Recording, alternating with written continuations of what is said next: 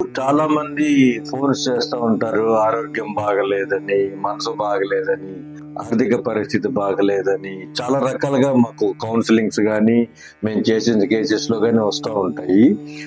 ఈ కేసెస్ లో కొన్ని కొన్ని చాలా ఇంట్రెస్టింగ్ గా ఉంటాయి. అవే ముద్రలు. కొన్ని కొన్ని ఇష్యూస్ కి కొన్ని ముద్రలు పెట్టి గాలి పీలిస్తే సమస్యలు సాల్వ్ అయిపోతాయి. సో కానీ చాలా మందికి ఇలాంటి ముద్రలు ఉంటాయని గాని, ఈ ముద్రలు మనం ఎట్లా వాడాలో తెలియక సమస్యలతో బాధపడుతూ ఉంటాం. ఒక చిన్న ఎగ్జాంపుల్ చెప్తాము. చాలా మందికి ఒక డౌట్ ఉంది.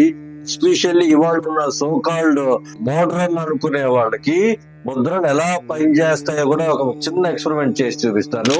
మీరు చేతులు ఇట్లా పెట్టి కళ్ళు మూసుకొని గాలి పీల్చండి. మీ గాలి ఎక్కడికి వెళ్తుందో చెక్ చేయండి.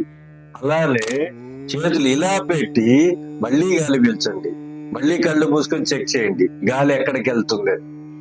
మీ జస్ట్ హ్యాండ్ మూవ్మెంట్స్ మార్చడంతోనే మీరు పీల్చిన అదే గాలి లోపల ఎక్కడికి వెళ్తుందో మీకు మార్పు గమనించే ఉంటారు. That is how Mudra works. So కాకపోతే ఏ ఇష్యూకి ఏ ముద్ర వాడాలనేది చిన్న లాజిక్, చిన్న ఇంట్రెస్ట్ ఉంటే పెద్ద పెద్ద ప్రాబ్లమ్స్ కి చాలా సింపుల్ సొల్యూషన్స్ తో మనం సాల్వ్ చేసుకోవచ్చు. ఇవాళ జనరల్ గా సనాతన ధర్మంలో ఏదైనా గణపతి అంటాము. దీన్ని రైట్ హ్యాండ్ సైడ్ ని ఇట్లా లెఫ్ట్ హ్యాండ్ సైడ్ ని పెడితే ఇట్లా పెడితే దీన్ని గణపతి ముద్ర అంటారు. దీన్ని ఇట్లా పెడితే దీన్ని దుర్గాదేవి ముద్ర అంటారు.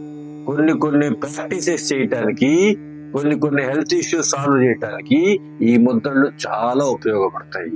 మీకు ఒక చిన్న టిప్ ఇస్తారు. మీరు దేంట్లో సక్సెస్ఫుల్ కావాలంటే 100% విక్టరీ సాధించాలంటే విజయానికి సంబంధించిన ఒక ముద్ర ఉంది. ముద్రతో మీకు ఈ చిన్న షార్ట్ రీల్ చేస్తాను. ఈ ముద్రల గురించి మనకి త్వరలో ఒక కోర్సు రాబోతుంది. దాంట్లో ఎన్ని ముద్రలు ఉంటాయి, ఏ ముద్ర దేనికి పర్పస్, ఏ ముద్రను ఎవరు వాడాలి, ఎందుకు వాడాలి దాని మీద కోర్సు వస్తుంది. ఇది జస్ట్ ఒక శాంపిల్ కోసం. దీన్ని విజయ ముద్ర అంటారు. ఇది ఇట్లా పెట్టుకొని మీ కోరికలను కోరుకుంటే ఆ పనిలో మీకు విజయం సాధిస్తారు. ఇది ప్యూర్ సైన్స్, పక్కా శాస్త్రం.